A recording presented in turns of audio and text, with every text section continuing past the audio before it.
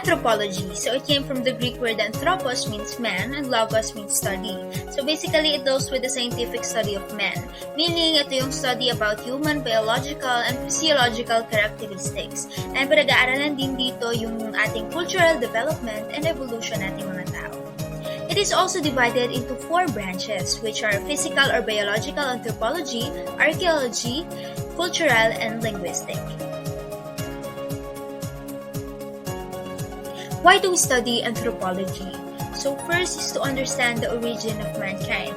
Kumbaga maintindihan natin yung pinagmulan nating mga tao and also the diverse forms of our existence throughout the time. Next is to observe the commonality of human beings. Ibig sabihin yung pagkakatulad nating mga tao sa tradisyon, lengguwahe, or kultura man yan.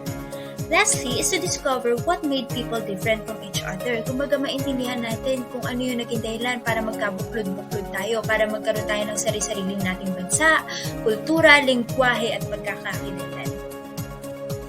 Sociology. So it is derived from the French word sociology, meaning companion.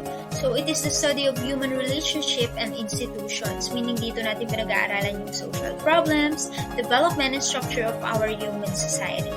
So sociology aims to study the nature of humanity, and it also enables us to have an in-depth understanding about how human actions and consciousness are shaped through our cultural and social structures. Political science. So political science is a social science, meaning it is not all about government and politics because it also deals with humans and their interactions. Kaya tinawag din siyang social science. So it deals with several aspects such as the study of state and government, and it also comprises of social order and organization, economic development, and security.